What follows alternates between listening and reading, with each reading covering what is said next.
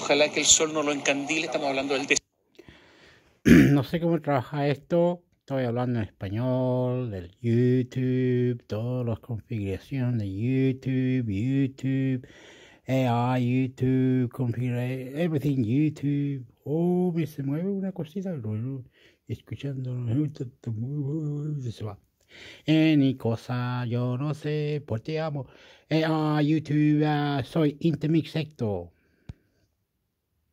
Salitrera Victoria. Nos dice una vergüenza, miren cómo están los eventos, si lo pone entre comillas, porque claro, son tremendos hoyos, son cráteres. Yo digo una autopista en los hoyos, porque no hay hoyos en la autopista. Dice las autoridades del Ministerio de República, su vialidad tapando con...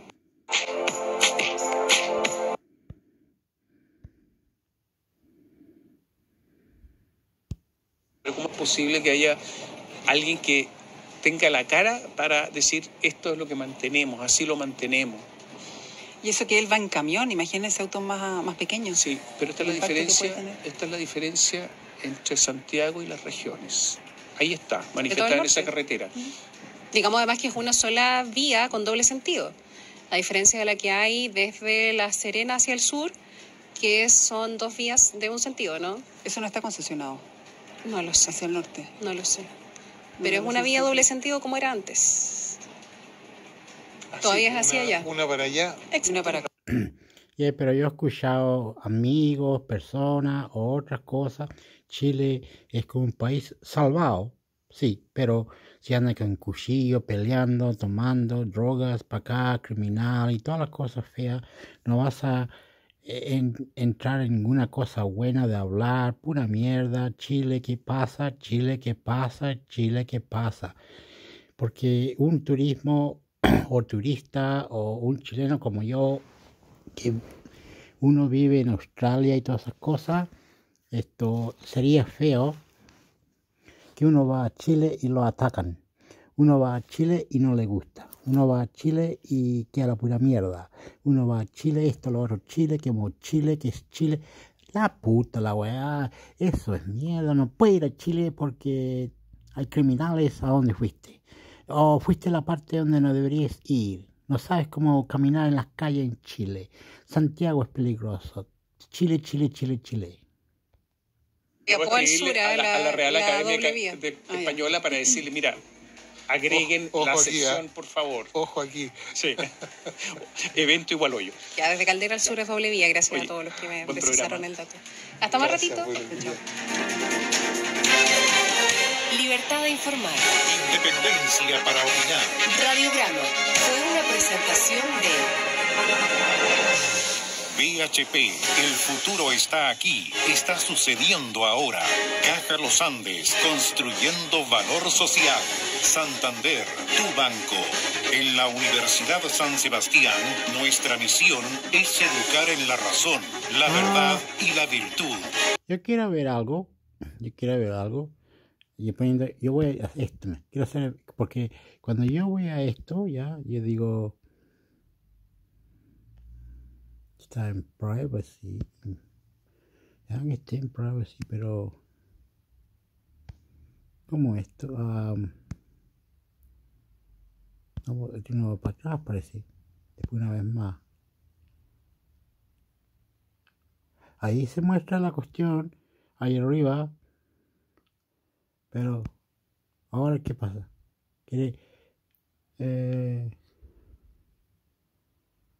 No, está haciendo una maña o algo. Este es el Google, bueno, el YouTube que diga. Es el YouTube, tiene una cara de este negrito. Acá, a ver.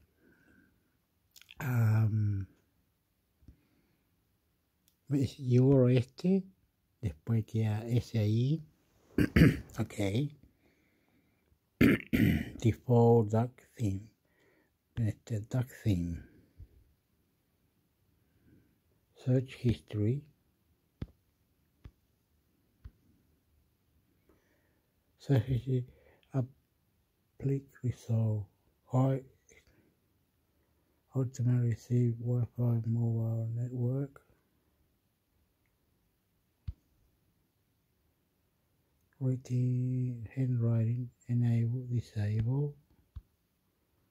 Show popular search. Current region. Language English. Press save. No sé qué está haciendo. No sé dónde va. Ahora search. Search.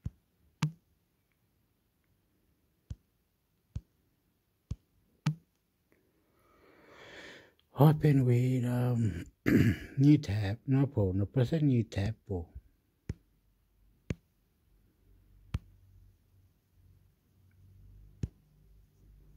No, ahora esa weá, fíjame.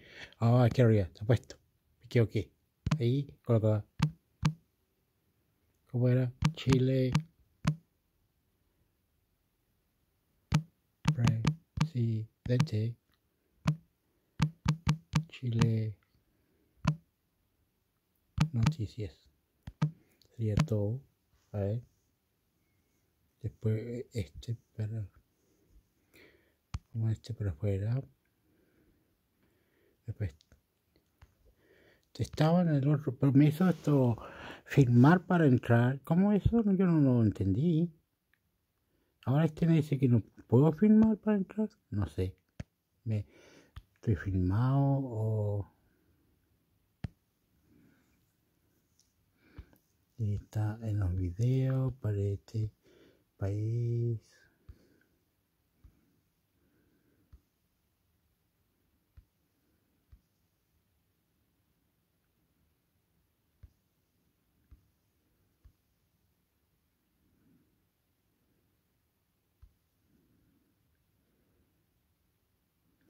Gabriel Boric.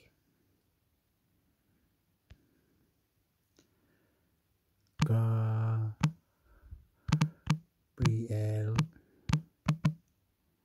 Boric. Gabriel Boric. Resultado 24 horas. Las teguas. Última hora.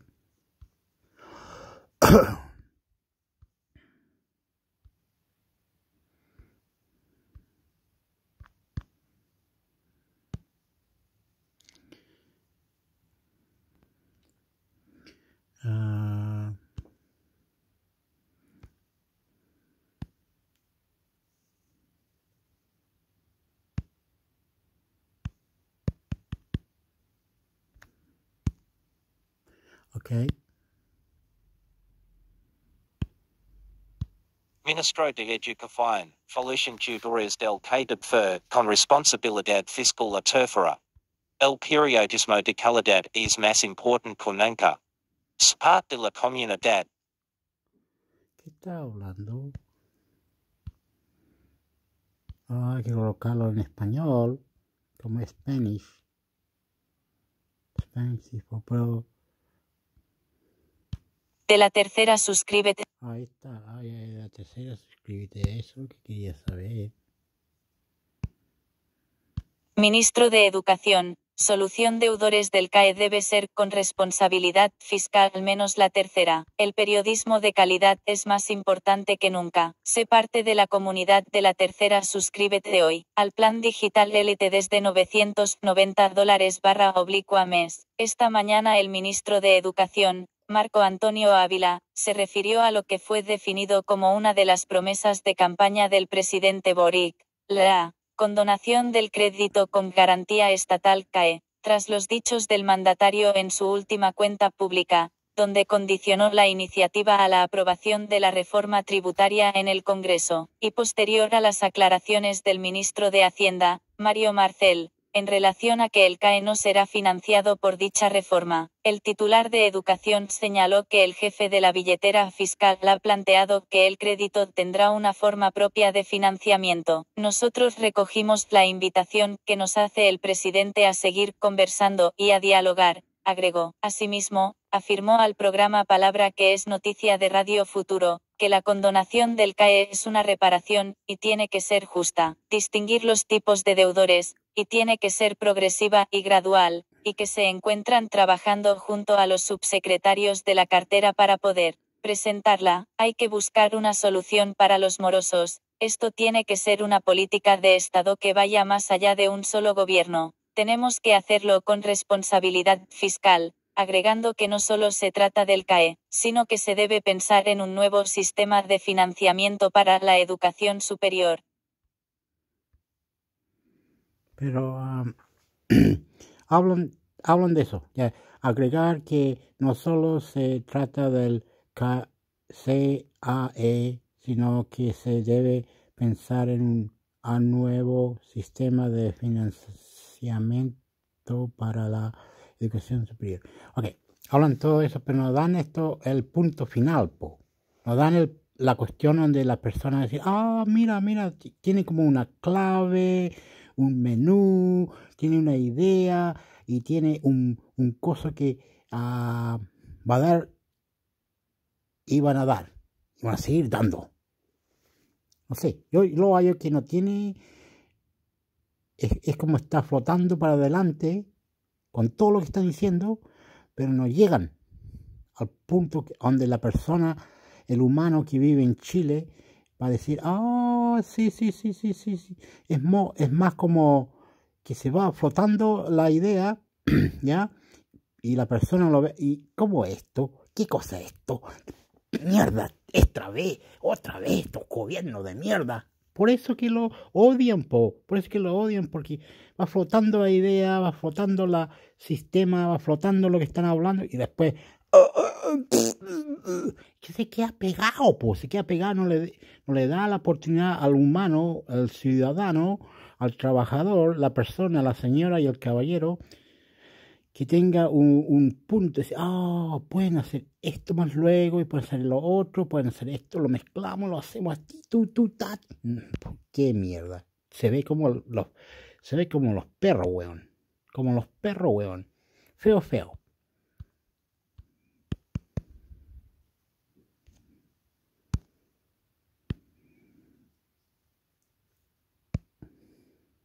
Tras dichos de Vivanco por fallo ISAPRES, llama a no complejizar aún más esta situación menos la tercera. El periodismo de calidad es más importante que nunca. Sé parte de la comunidad de la tercera. Suscríbete hoy al plan digital LT desde $990 mes. Este domingo, el gobierno dio a conocer que pedirán una aclaración a la Corte Suprema por los dichos de la jueza Ángela Vivanco sobre devolución de excedentes de ISAPRES. Esto luego de que en entrevista con la tercera, la magistrada, también vocera del máximo tribunal, señaló que los excedentes de las aseguradoras serán devueltos solo a las personas que demandaron y no a todos los afiliados. Sobre ello, se refirió este lunes la ministra del Interior Carolina Toa, quien en conversación con Radio Infinita sostuvo que el fallo de la ISAPRES ha dado tanto debate en los últimos meses. Se ha hablado tanto al respecto, pero esta interpretación no había estado arriba de la mesa por parte de nadie.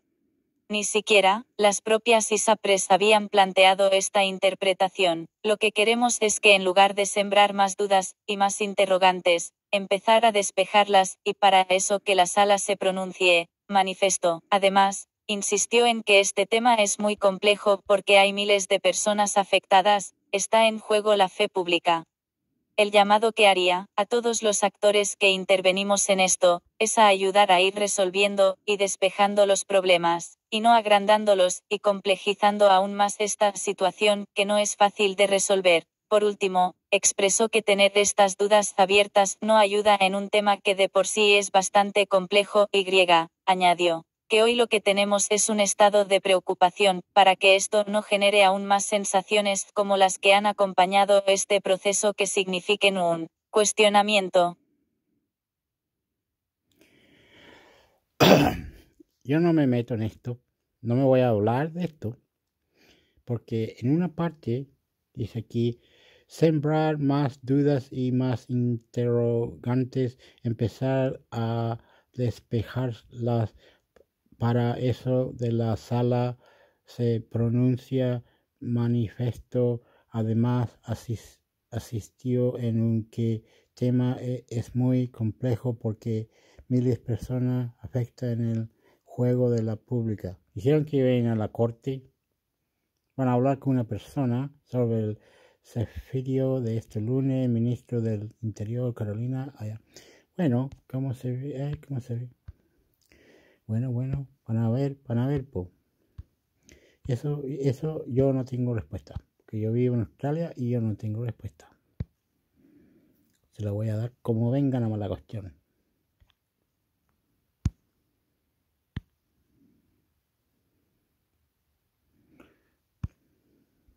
Ministro Ávila en zona de riesgo por acusación constitucional, al menos la tercera. El periodismo de calidad es más importante que nunca. Sé parte de la comunidad de la tercera. Suscríbete hoy al plan digital Elite desde $990/mes. Solo 10.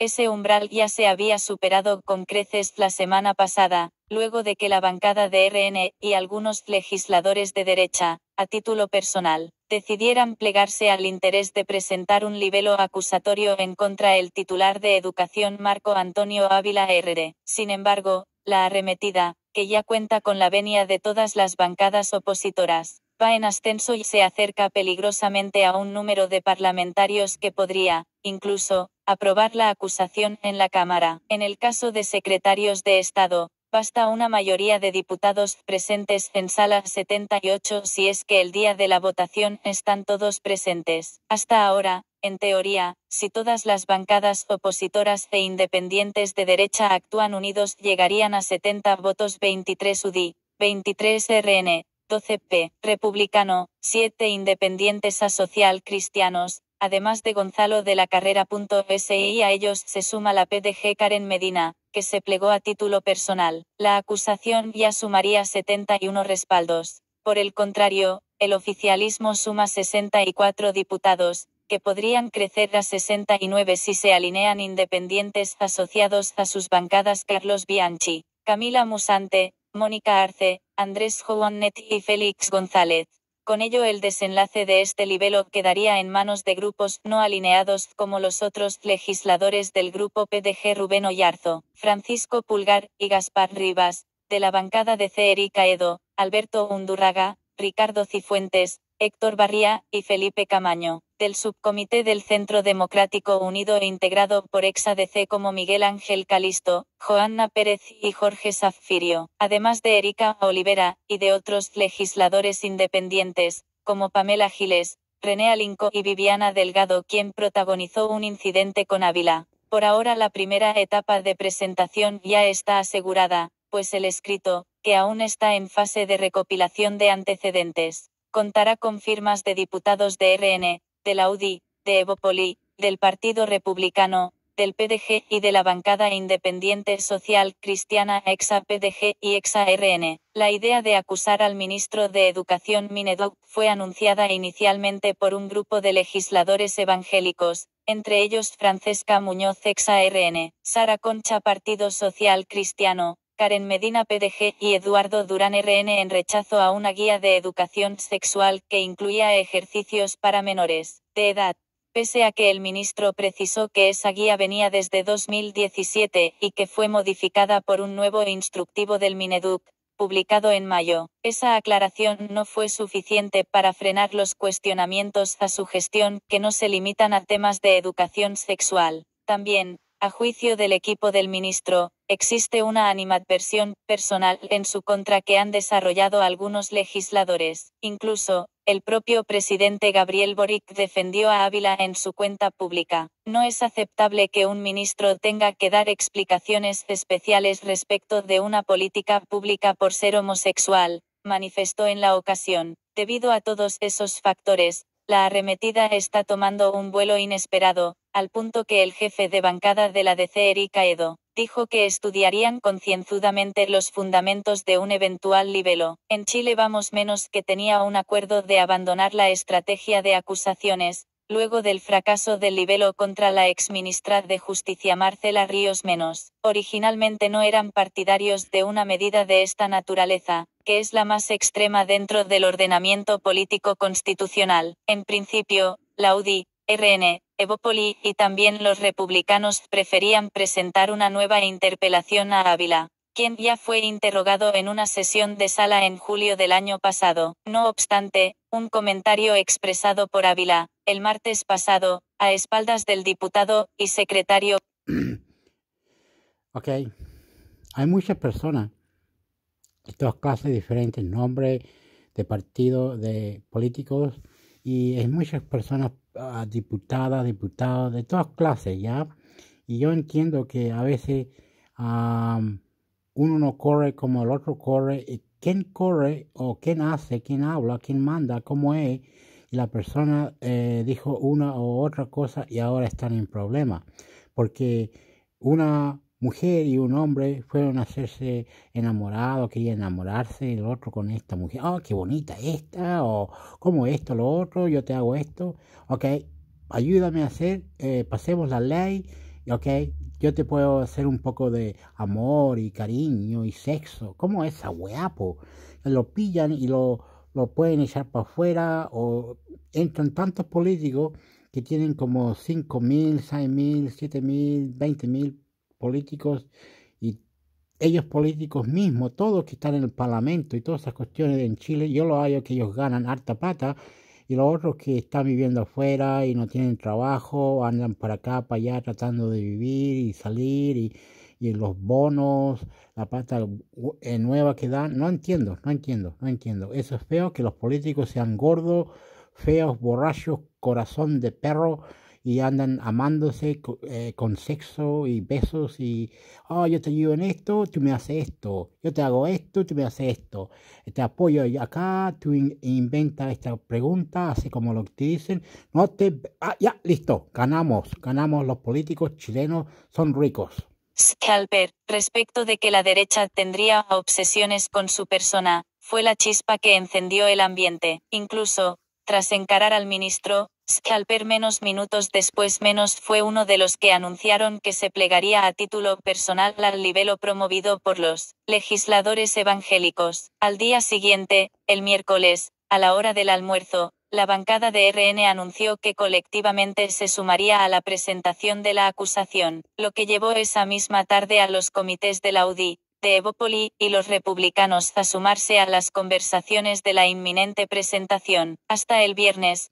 a pesar de su resistencia inicial, en todas las bancadas opositoras se había llegado a la convicción de que había méritos para acusar a Ávila. Sin embargo, se acordó trabajar un catálogo más amplio de infracciones constitucionales y no limitar la presentación a las guías de educación sexual. Actualmente hay equipos jurídicos de todas las bancadas trabajando en la recopilación de antecedentes y ya se han hecho circular algunas minutas. Además de señalar que el ministro habría infringido el derecho preferente de los padres a educar a sus hijos, que es el punto demandado por el grupo evangélico, se incluirían faltas y omisiones de Ávila que dejaron leyes sin ejecución. Entre estas, mencionan la ley Aula Segura, a partir de la violencia en liceos emblemáticos. Al secretario de Estado se le reprocha, además, no haber cumplido adecuadamente con sus obligaciones para enfrentar la deserción escolar o corregir los problemas de los servicios locales de educación. Nosotros nos vamos a unir,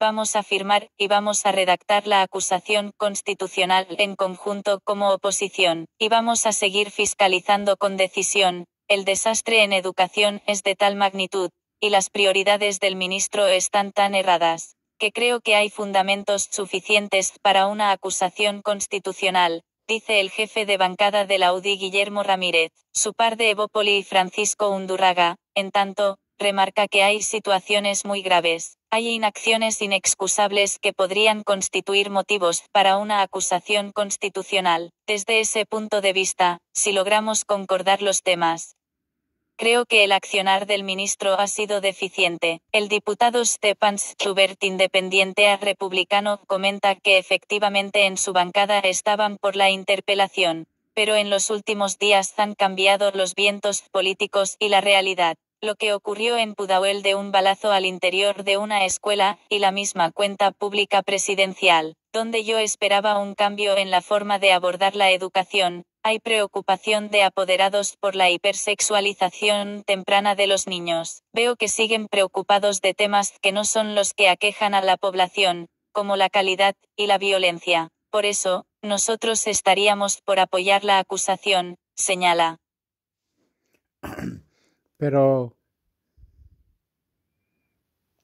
¿cómo le dice a los trans, a los maricones, a los hombres que son gay, a los niños estudiándolo? ¿Cómo eso? Es una pena llorar nomás y llorar. No sé, yo quiero llorar porque yo también soy culpable. A veces yo me gusta un hombre pero yo no soy gay. Pero me gusta a veces las cosas diferentes, hablar, pero es malo, será. Y los niños no entienden. Tienen que estar una edad correcta para enseñarlo, yo lo hallo.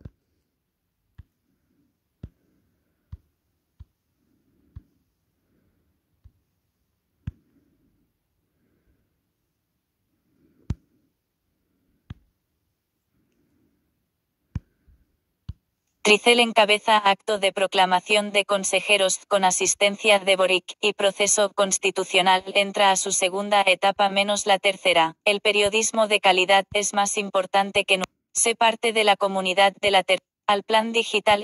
El proceso constitucional está a un paso de entrar en su segunda etapa, a las 11:30 de este lunes. Los 51 consejeros electos están convocados para llegar hasta el Tricel y participar de la ceremonia menos que contará con la presencia del presidente Gabriel Boric, en la que el máximo tribunal electoral los proclamará como representantes. Ese mismo día, en paralelo, la comisión experta estará sesionando en su último pleno. A las 10 horas está convocada la última instancia plenaria. En ella, los 24 comisionados tendrán su última intervención. Estas palabras finales están pensadas para darle un cierre a su primera fase de trabajo. Cada experto tendrá 8 minutos, y el orden de las intervenciones fue sorteado previamente. El encargado de iniciar la ronda será el comisionado comunista Alexis Cortés. Durante 3 meses la comisión experta estuvo sesionando en sus 4 subcomisiones para redactar un anteproyecto de nueva constitución.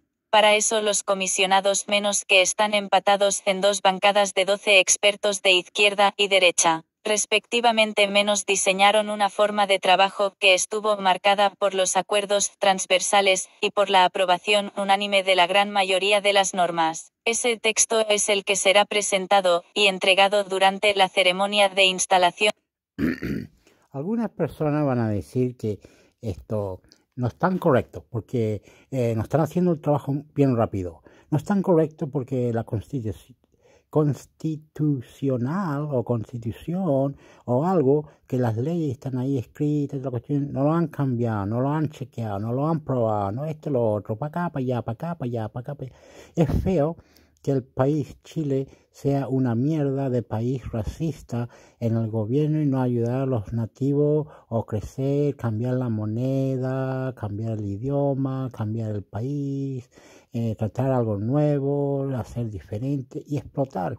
Echar para afuera a todos los negocios del mundo y Estados Unidos para afuera. Una guerra con los negocios que entran a Chile, con las personas de otros países extranjeros, para afuera, para afuera, para afuera, para afuera. Nuevo Chile, nuevo Chile. Y entonces Chile debería tener el dólar. Chile debería ser grande. Chile debería ser poderoso. Chile debería ser el mejor y no lo dejan. ¿Cómo mierda cambian la Constitución? Constitucional, la cual está fijada para este miércoles a las 10:00. El acto será en el hemiciclo de la Cámara en Santiago, el lugar en el que sesionará el pleno del órgano de 51 consejeros. Los representantes pueden ir a la ceremonia hasta con 2 invitados, y también están convocados los 24 comisionados. La apertura de la sesión quedará en manos del secretario general del proceso constitucional, Luis Rojas. Luego se entonará el himno nacional, para posteriormente pasar a la aceptación del cargo del consejero Miguel Littin PSC, 80 años. El representante socialista, por ser el de mayor edad, asumirá como presidente provisorio. Luego de que presida la testera, Littin procederá a tomar la aceptación del cargo del resto de sus compañeros. Luego de eso se votará para escoger la mesa directiva del Consejo. Una de las incertidumbres para ese día es qué es lo que pasará con Aldo Sanhueza. El consejero fue electo por el Partido Republicano, pero luego de que se diera a conocer que fue imputado por el delito de ofensas al pudor, presentó su renuncia al partido. Y no solo eso. Además, intentó renunciar antes de asumir, ingresando un escrito ante el Tricel, el cual, sin embargo, fue declarado inadmisible. Hay quienes afirman que Sanhueza no asistirá a la ceremonia. De esa forma no será investido en su cargo, y no será considerado como consejero en ejercicio. El reglamento estipula que esto se hará en una sola votación, en la cual la primera mayoría se quedará con la presidencia, y la segunda con la vicepresidencia. El Partido Republicano es la bancada más grande, controla 22 de los 51 escaños, por lo mismo, es un hecho que se quedarán con la presidencia. Para eso, el partido anunció que presentarán como candidata a la consejera electa de Tarapacán Inosca Payauna 34. La gran incógnita que queda es despejar quién se quedará con la vicepresidencia. Todo indica que con sus 16 votos, el oficialismo menos si actúa en bloque menos es capaz de quedarse con la segunda mayoría, y así pasar a integrar la mesa junto con Payauna. Cuando esté electa la mesa directiva, procederán a dar su primer discurso, y luego vendrá el acto en que la comisión experta entregará el anteproyecto. Los responsables de protagonizar este hito son la presidenta Verónica Undurraga, IND PPD y Sebastián Soto Inda Evopoli. Los dos comisionados menos en nombre de los otros 22 expertos menos expondrán el texto redactado por la comisión, dando cuenta de sus principales normas y explicando la forma en que arribaron a más de 200 artículos que son reflejo de un acuerdo transversal. Luego de todo esto, el Consejo quedará listo para iniciar sus funciones. Para eso los representantes tienen 5 meses para trabajar en base al anteproyecto, modificarlo y armar su propuesta final. Ese texto es el que finalmente se someterá a plebiscito el 17 de diciembre.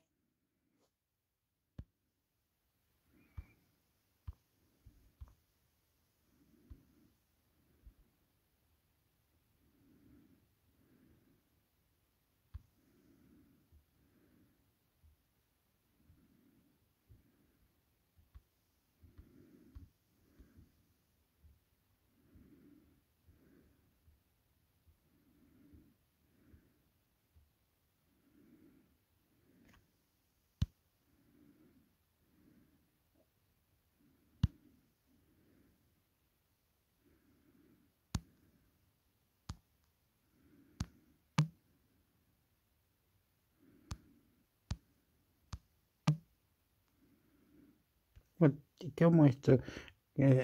Close other tab, clear all tab, new tab. New tab.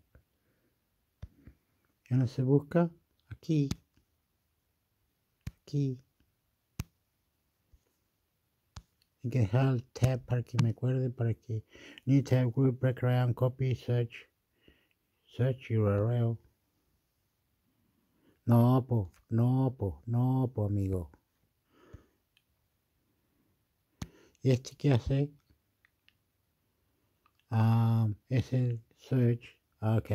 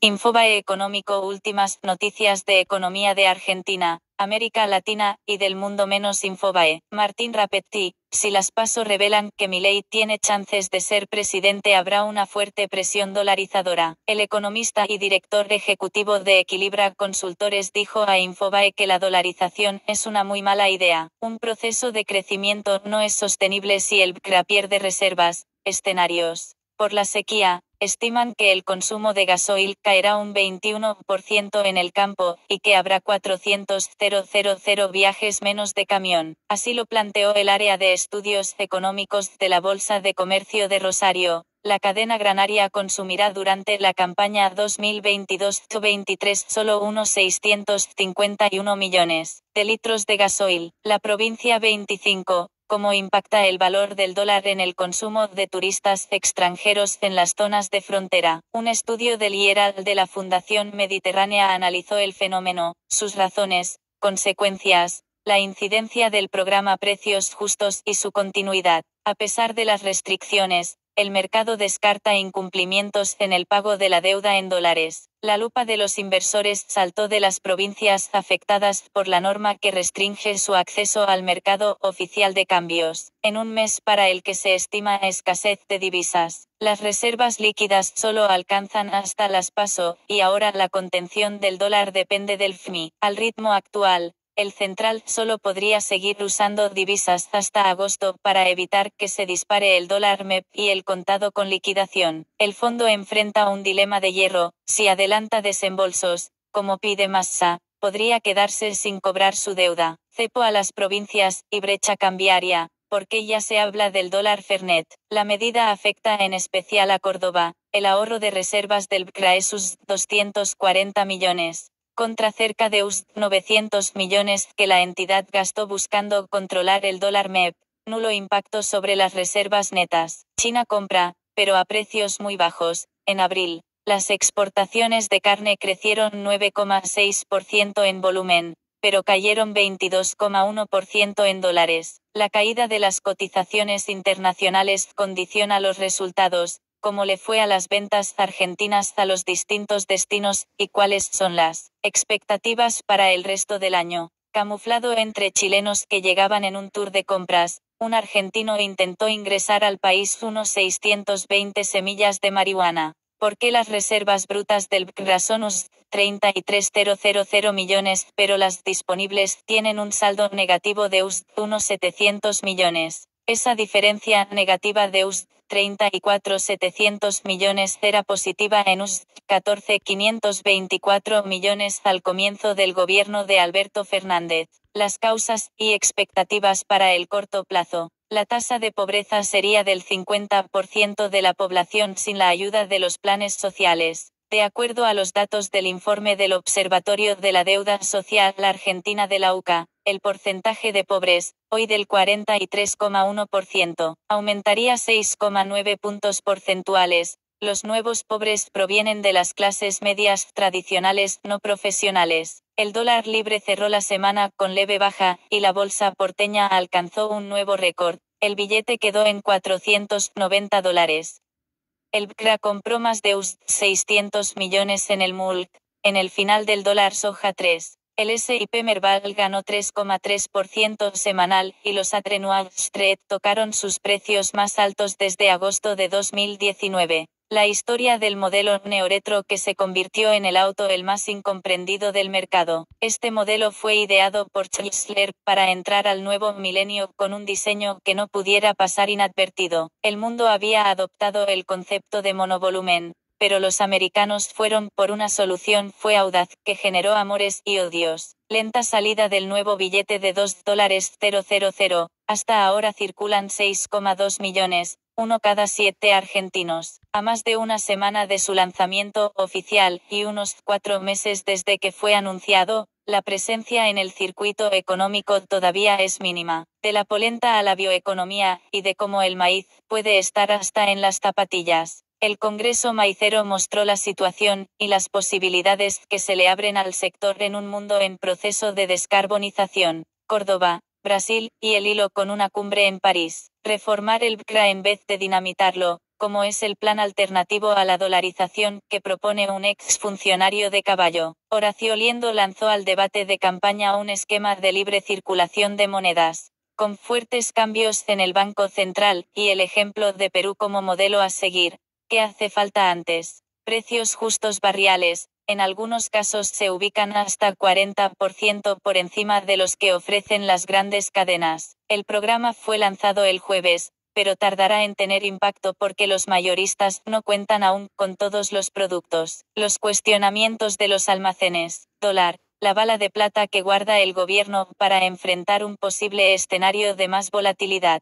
Tras la calma cambiaria de mayo, en el equipo económico aguardan nuevas tensiones en los próximos meses. Estiman que el Clienses tiene unos 30.000 millones en títulos para intervenir en el mercado. Jornada financiera. Los bonos argentinos en dólares subieron 2% en Wall Street, mientras que la bolsa cerró con leve baja. La deuda se mantuvo en precios firmes, y el riesgo país bajó a 2.560 puntos. El dólar libre cerró a $490 por tercer día seguido, y el BCRA compró 32 millones en el MULC. Nuevo gesto de apoyo de la Casa Blanca a Argentina en la negociación con el Fondo Monetario. Juan González, asesor de Joe Biden para América Latina, instó al fondo a responder al reto económico que implica la negociación con el gobierno argentino. Mendoza también irá a la justicia por las restricciones para pagar deudas al dólar oficial, y Neuquén expresó su rechazo. Se suman así al descontento de Córdoba, que prepara un amparo para acceder al mercado de cambios por la totalidad del vencimiento que opera la próxima semana. Deus, 120 millones.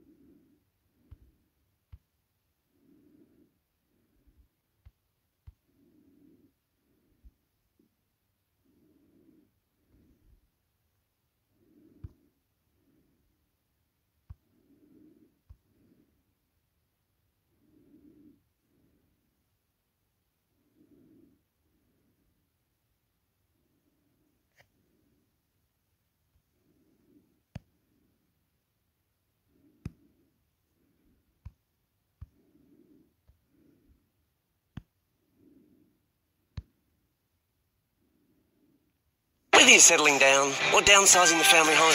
With Super Advice. Y por invitar a otros a aportar. Hemos recibido donaciones de más de 500 oyentes de países como Colombia, México, Estados Unidos, Perú, Canadá, España, Alemania. Muchísimas gracias. Estamos cerca de terminar la campaña, pero todavía están a tiempo de apoyarnos con cualquier monto que puedan. Todo ayuda. Y seguiremos con el reto de financiar este podcast, así que siempre pueden ayudarnos con una donación. Es muy fácil. Vayan a elhilo.audio/donar. Repito, elhilo.audio/donar. De nuevo, muchas gracias. Este martes a las 10 de la mañana empezó el juicio político contra el presidente de Ecuador, Guillermo Lasso. Lo acusaban de tener conocimiento sobre actos de corrupción de otros funcionarios y no haber hecho nada al respecto.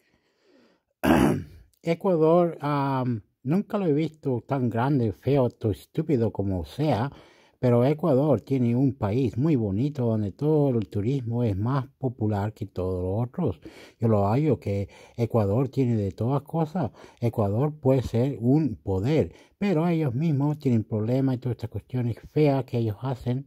No sé por qué será la educación de la cabeza del presidente, educación de la cabeza de Ecuador.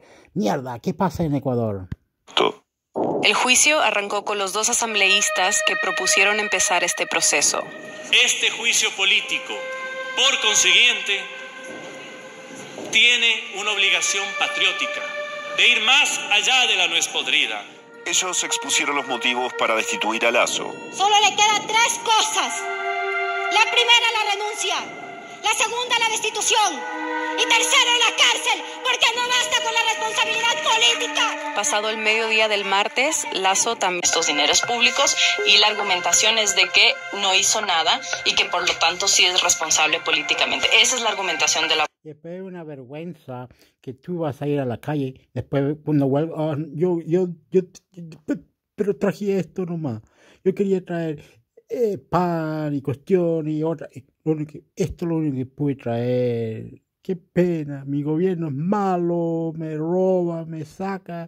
Ellos comen como chancho y yo como esto nomás, un sándwich y una sopa y un café y un chocolate.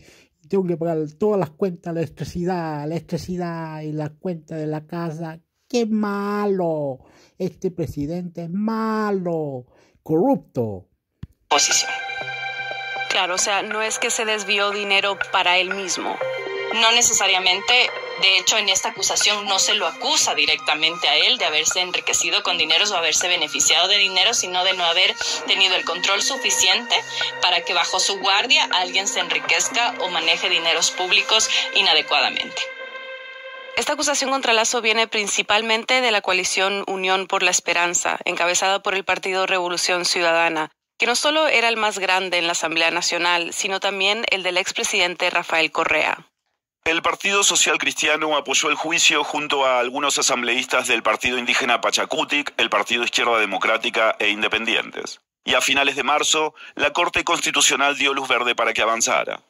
Entonces, ¿cómo ha reaccionado Lasso? ¿Qué ha dicho sobre las acusaciones? Mi gobierno y yo estamos bajo el ataque de una oposición que no quiere reconocer los logros de mi gobierno. Lasso ha repetido insistentemente que él no ha agarrado un centavo que sea de dineros públicos, que el peculado no se ha aprobado de ninguna manera y que él no tiene nada que ver con lo que haya pasado. Él no puede ser responsable de lo que haya pasado en una institución pública. Ese es un poco su argumento. Además, la bancada de Lasso dentro de la Asamblea dijo que las acusaciones no tienen sustento jurídico, porque el contrato es del 2018, o sea, 3 años antes de que empezara su gobierno. Lasso también ha dicho que este intento de vacancia se debe a sus esfuerzos por erradicar la corrupción y el narcotráfico en el país. Es importante mencionar que esta no es la primera vez que la Asamblea trata de destituir a Lasso. Lo intentaron en junio del año pasado, pero no llegaron a los votos necesarios. Bueno, el 9 de mayo entonces la Asamblea votó para llevar finalmente a Lasso a juicio. ¿Fue sorpresivo el resultado o es como ya lo que se veía venir? Personalmente a mí me parece que sí era visto que iba a suceder lo que sucedió, y yo creo que el gobierno ingenuamente, o con desconocimiento político nuevamente, o con poco cálculo político nuevamente, pensó que tal vez no iba a haber los votos suficientes para seguir adelante con este proceso de juicio político para el presidente. La votación se dio a pesar de que la Comisión de Fiscalización de la Asamblea Nacional concluyó que no había pruebas para hacer el juicio político. En esta comisión de fiscalización es justamente donde debieron haberse presentado esas pruebas. Sin embargo, y esta es como la parte más difícil de entender, creo que para los periodistas, al menos para mí, que es esto de que no tiene que ser tan fuerte la carga probatoria. De hecho, en una parte del fallo de la Corte Constitucional dice que hay un nivel de discrecionalidad en el juicio político porque depende un poco de una mirada política, y mucho se ha hecho esta distinción de que no es lo mismo un juicio ante la fiscalía, los jueces, que tú tienes que presentar unas pruebas muchísimo más sólidas que en un juicio político, porque en un juicio político lo que se hace es mucho desde una mirada, como parece redundante, pero es desde una mirada política. Después de la pausa, ¿cómo fue el inicio del juicio político y qué escenarios se abren ahora, luego de que el presidente Lasso haya aplicado el mecanismo que se conoce como la muerte cruzada? Ya volvemos.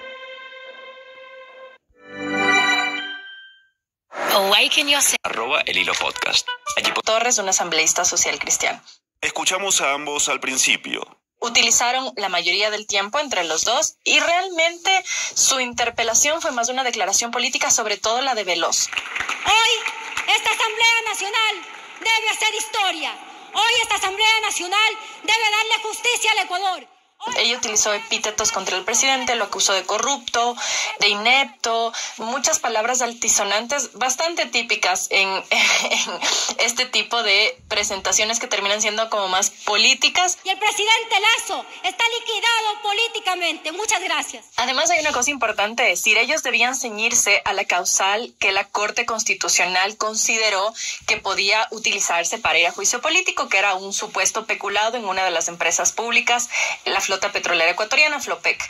Realmente no se apegaron a esa causal, lo acusaron, de que hay inseguridad, de que las cifras no son las mejores, de más de una declaración política que realmente estas acusaciones. Y sí es importante también decir que Esteban Torres, que fue el segundo asambleísta en intervenir, hizo una especie de disclaimer. Los asambleístas acusamos al presidente de la República, entre otros hechos, de haber incurrido en peculado.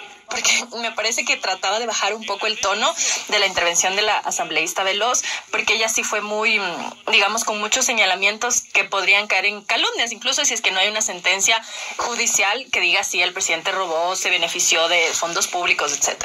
Entonces Esteban Torres, él sí dijo: hay que aclarar que un juicio político no es un juicio penal, y que sobre todo se ciñe a la pérdida de confianza de la gente en el mandatario. Y cuando ya el presidente llegó a defenderse... Ante todo, me quiero dirigir al querido pueblo ecuatoriano.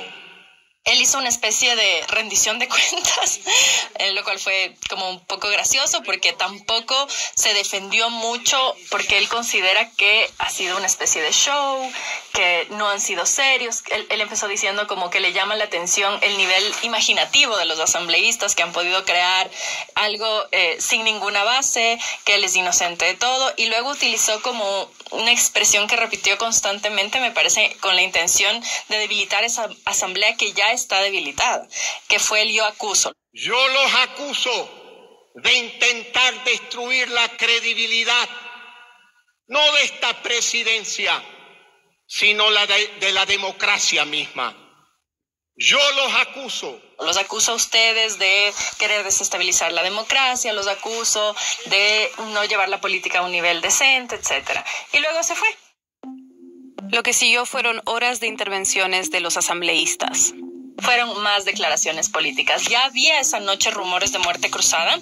Hay que explicar, porque a veces la gente que no es ecuatoriana le cuesta entender esto. La muerte cruzada es un mecanismo constitucional que permite disolverse mutuamente al Ejecutivo. El Ejecutivo puede disolver la Asamblea y la Asamblea puede disolver el Ejecutivo. Por eso es que se le llama muerte cruzada, porque tanto la Asamblea como el presidente pueden aplicarla, y ambos pierden eventualmente el poder. Perdón, yo quiero decir algo. ¿por qué Ecuador ya está hablando así? ¿Por qué ellos escuchan y responden así? ¿Por qué ellos hacen esto? ¿Ya? Y el presidente Maduro de Venezuela no hace algo o no lo hacen para Venezuela. ¿Qué es Venezuela contra Ecuador? Nada, nada. Se están cagando y se están muriendo y el presidente Maduro está corruptado su país y ahora quieren matar a pobre Ecuador. Quieren matar a pobre Ecuador y lo van a matar bien rapidito, bien pronto. El gobierno se va a la mierda. Los asambleístas ingresen a la asamblea incluso para que puedan dar una respuesta política, lo cual me parece una movida inteligente visto desde el lado del Ejecutivo. No es posible avanzar, resolver los problemas de las familias ecuatorianas, enfrentar los profundos desafíos a los que nos somete la inseguridad y el terrorismo, con una asamblea que tiene como proyecto político la desestabilización del gobierno, de la democracia y del Estado. ¿Qué sucede ahora? A ver, ahora se ha interpuesto una demanda de inconstitucionalidad. Esta demanda fue interpuesta por uno de los asambleístas interpelantes, Esteban Torres, del Partido Social Cristiano, y otro par de asambleístas más. El jueves por la tarde, tal como anticipaban distintos analistas, la Corte Constitucional dijo que no admitía las demandas de inconstitucionalidad y las demandas cautelares contra el decreto de la muerte cruzada. El bloque correísta, si bien ha dicho que considera ilegal esta medida, ha dicho que, pues, ni modo, ya decidió eso el presidente y que por lo tanto van a ir a elecciones y va a ser la oportunidad de ganarle en las urnas. Según la Constitución, el Consejo Nacional Electoral tiene 7 días para llamar a nuevas elecciones legislativas y presidenciales. El jueves por la tarde, su rectora dijo que las fechas tentativas para la elección son el 20 de agosto para la primera vuelta y el 15 de octubre si hay una segunda vuelta. Pero antes de esas elecciones, como mencionamos al principio, Lasso puede gobernar con decretos que tengan relación a leyes económicas. Todo lo que sea de orden y carácter económico, el presidente puede emitir un decreto y la Corte Constitucional tiene que verificar que se enmarque dentro de una ley económica y decir sí, ok, y entonces entra en vigencia. Nada más, no puede gobernar digamos, las potestades del Ejecutivo sí, pero potestades legislativas solamente en materia económica. Esta es la primera vez que se aplica la muerte cruzada desde que la crearon y la incorporaron a la Constitución en 2008. Varias organizaciones habían dicho que iban a salir a las calles a protestar si Lasso la invocaba. Entonces también hay como una preocupación allí, considerando el paro tan violento que tuvimos en Ecuador en junio de 2022 o el de 2019 que fue igual de violento, pero ya en el gobierno de Lasso el de junio de 2022. Esa vez, el año pasado, las protestas duraron más de 2 semanas. Fue un paro nacional contra las medidas económicas de Lasso. Hubo al menos 6 muertos y unos 500 heridos. Para cerrar, te hago una pregunta abierta como el desenlace de esta situación que está en el aire, ¿no? Y es, ¿qué crees tú que va a pasar y cuáles son los posibles escenarios ahora, tanto en términos políticos como sociales? Me parece que Guillermo Lasso, a pesar de que ha logrado sostenerse en el poder de momento, no tiene la fuerza política ni de representación ni de legitimidad para sostenerse por demasiado tiempo. Él podría quemar tiempo para ganar un poco más de meses y digamos en lugar de 3 que sean 6, pero la verdad no sé si le convenga tanto porque no tiene una base ni política ni de sustento social para que pueda respaldarlo y el margen de movilidad o de acción que tiene en este momento es muy corto. Considerando lo que mencionamos en el segmento anterior, que este gobierno ha hecho poco en, por ejemplo, obras públicas, que hay problemas de abastecimiento en hospitales, de inseguridad. No veo que eso se pueda resolver en los próximos 3, 6 o 9 meses. Por lo tanto, no veo de dónde puede rascar esta base de legitimidad o de respuesta para sostenerlo un poco más en el poder. Y por otro lado, también me parece que hay tanta fragilidad social a todo nivel que cualquier cosa puede generar un descontento mayor. de momento la Asamblea tiene unos niveles de aceptación más bajos que Lasso.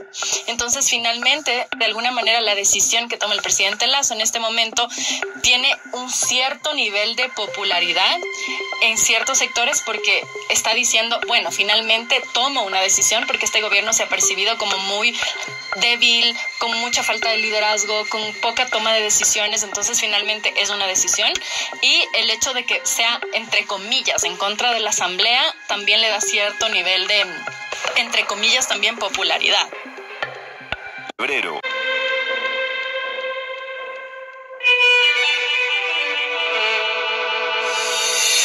Este episodio fue producido por Silvia y por mí, con ayuda de Nausicaa Palomeque.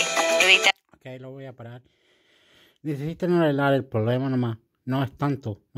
Yo creo que se puede arreglar porque Ecuador no es tan difícil, no es tan potente, no es tan malo.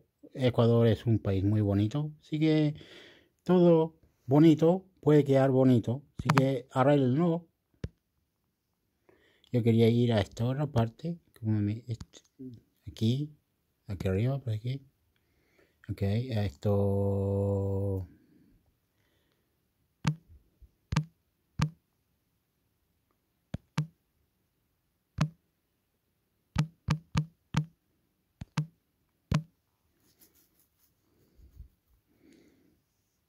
Parece que ese era, no sé si está correcto, pero voy a tratar. Voy a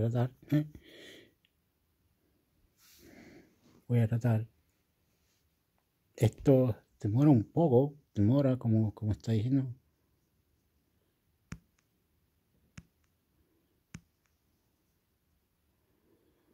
Como esto, español.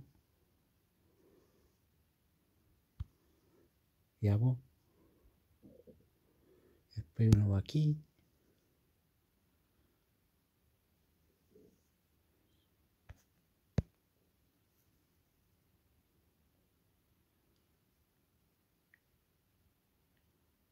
Que ha llevado ya a empresas de estos sectores a tomar decisiones de inversión fuera de Alemania, a congelar inversiones en Europa y a plantearlas o a llevarlas a Estados Unidos o incluso a China, ¿no? Entonces, ese reto estructural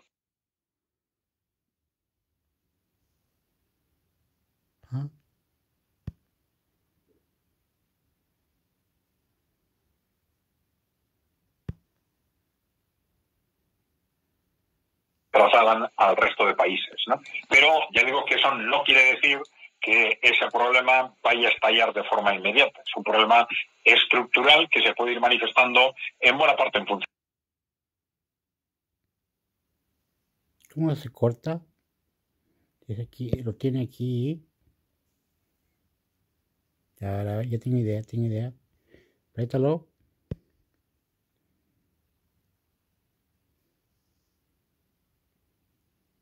Cortar las relaciones económicas con China, que es otro pilar fundamental de la economía alemana. Pero dicen, claro, es que sí. Es que la línea arriba parece. Uno.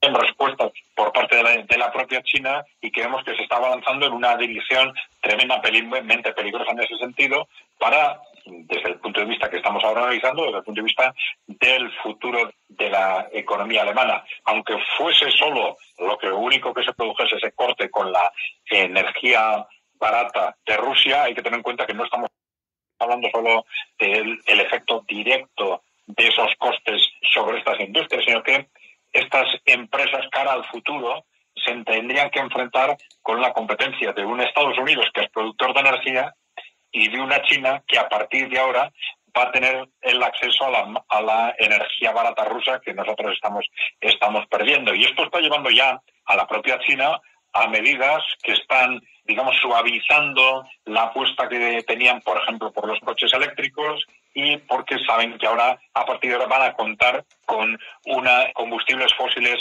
baratos que les interesa, por supuesto, rentabilizar, ¿no? Vamos a ver cómo evoluciona esto en los próximos trimestres.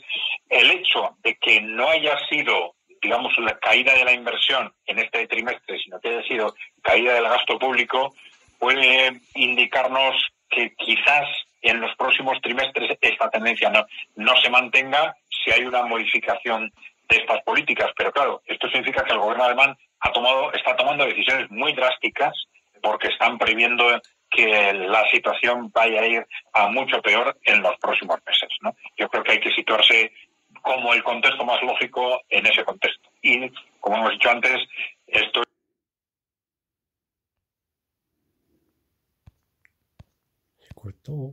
Se cortó Mauricio. Amigos, se cortó.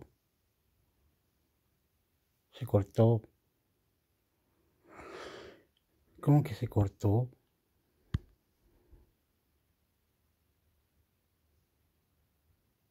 No puedo cortar. Se cortó. La última vez que lo voy a hacer.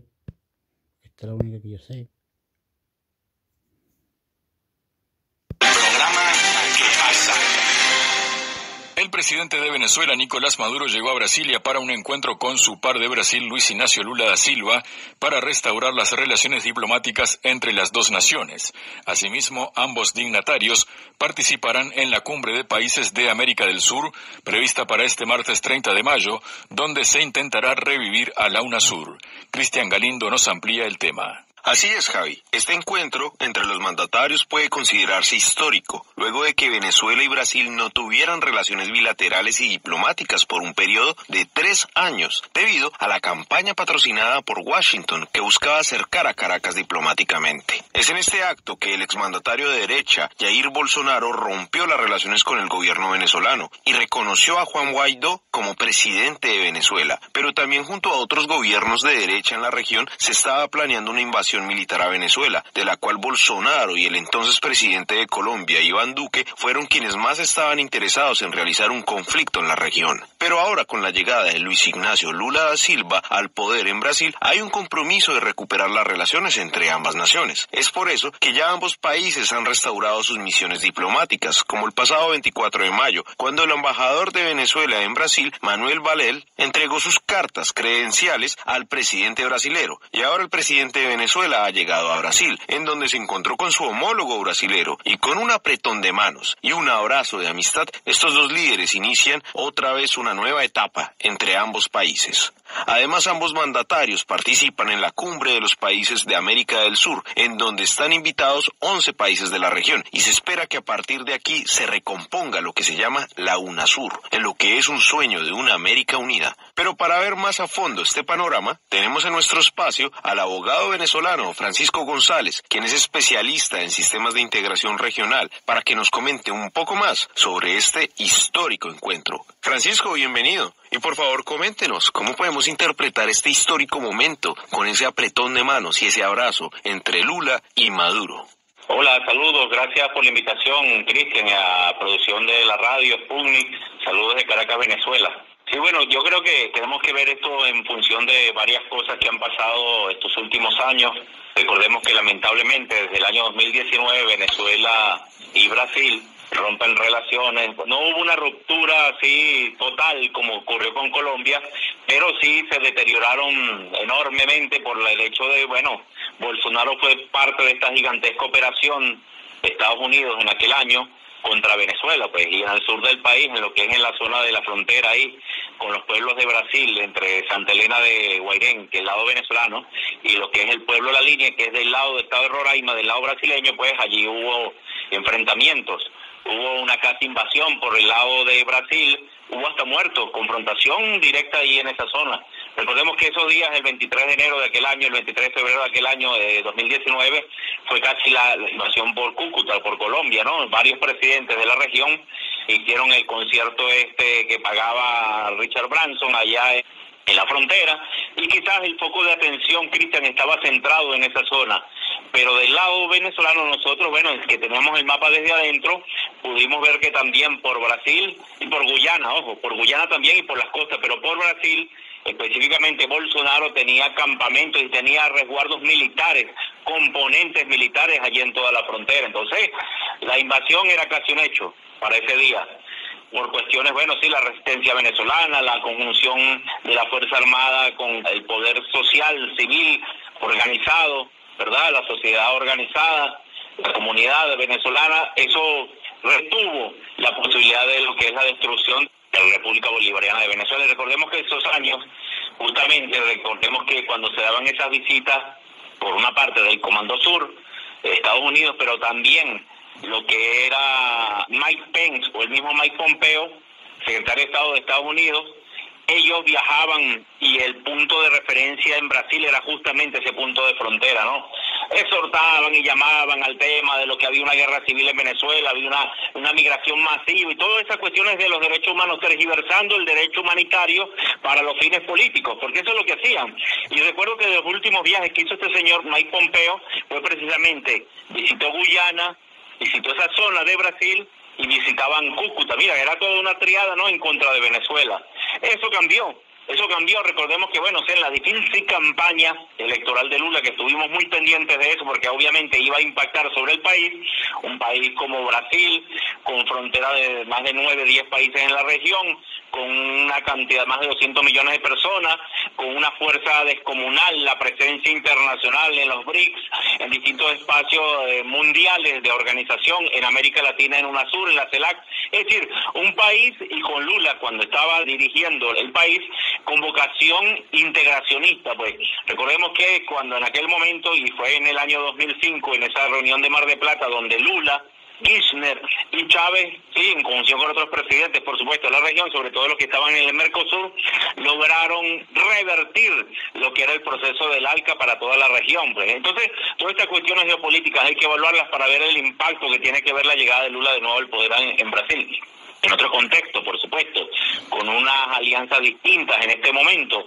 Recordemos que también la aparición de Jair Bolsonaro en la escena regional en un país como Brasil, es la destrucción de todo lo que fue los mecanismos de integración. Bolsonaro se dedicó, por un lado, a desmantelar todos los proyectos de avanzada, progresistas, reivindicaciones sociales que había generado Lula, el PT en Brasil esos años, pero también la destrucción de los mecanismos de integración regional, entre esos la UNASUR, la CELAC y otros. Entonces, ¿qué pasa ahora? Pues Lula, que viene con una vocación integracionista, llama en este momento al presidente Maduro, llama a todos los presidentes para la reunión que van a hacer el 30 de mayo, en la cual van a reenfocar esa integración regional, retoma relaciones con Venezuela. En este momento, Venezuela también, en este momento se están dando, bueno, los intercambios de lo que son ahora sí los consulares, ¿verdad?, los diplomáticos.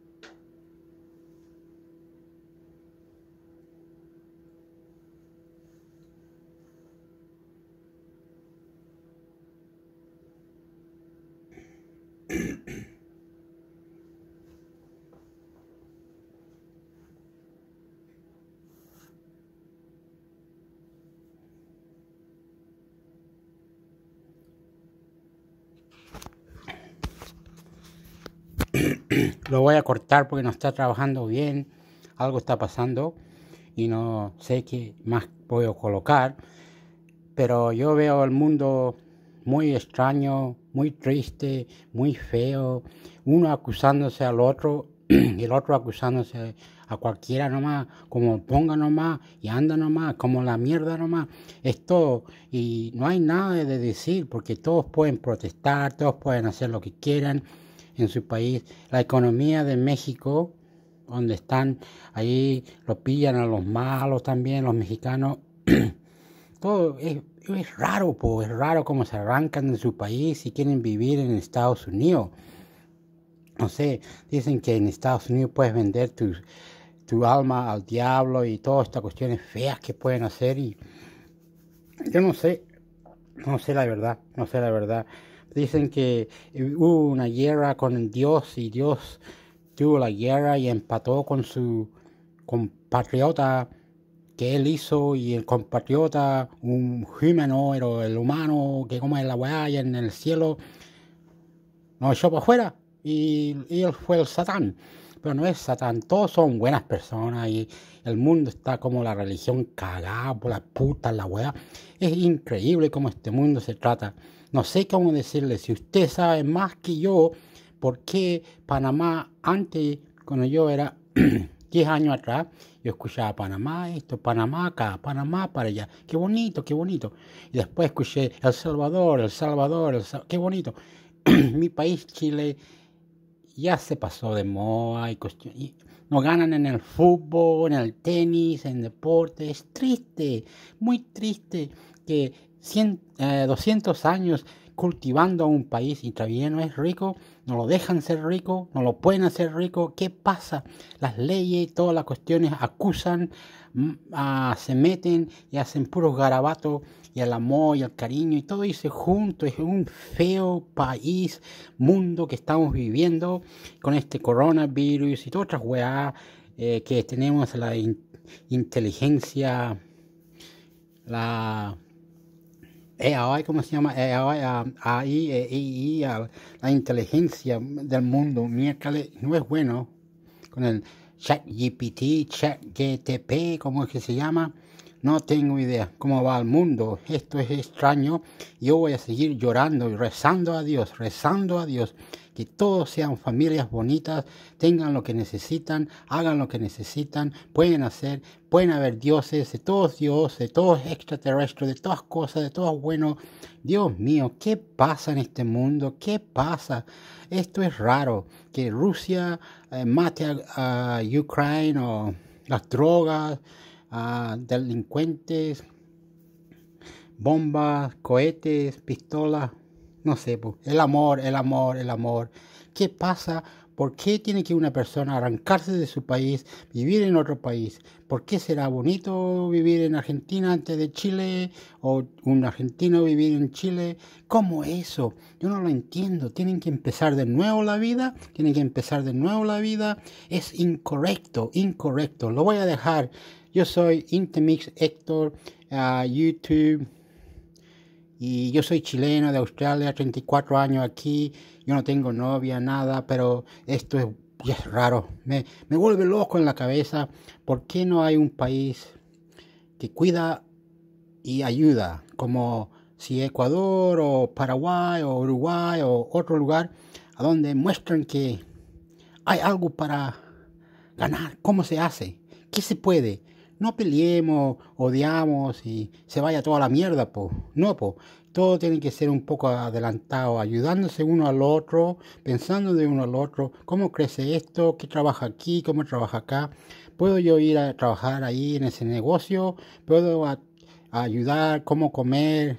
¿Cómo hacer? Pensar, pagar la electricidad, la renta, las casas, las cosas, los autos, la electricidad. Es raro todo, es raro, lo hallo. Soy intemisecto, el amor, y no me gusta mucho Estados Unidos, no me gusta mucho, pero tiene su beneficio. Pero esto de los genocidios, donde mataron al presidente de Irak, y dicen que hay drogas y bombas y tienen que tener pistola en Estados Unidos. ¿Cómo mierda vamos a vivir, weón? ¿Cómo mierda vamos a vivir si todos estamos con cuchillo, matando la mierda? Pum, pum. Yo soy deportista, me matan, no sé, me pegaron en la cara, me rompieron los dientes adelante. ¿Cómo mierda? Uno se saca la chucha. Uno vive feliz, escuchando, respondiendo, haciendo lo que pueda, lo que uno tiene que hacer, compadre. Hay que vivir, hay que rezar a Dios, el Hijo de Dios y todas las cosas. Dios, el amor. Soy Intimix Héctor, chao.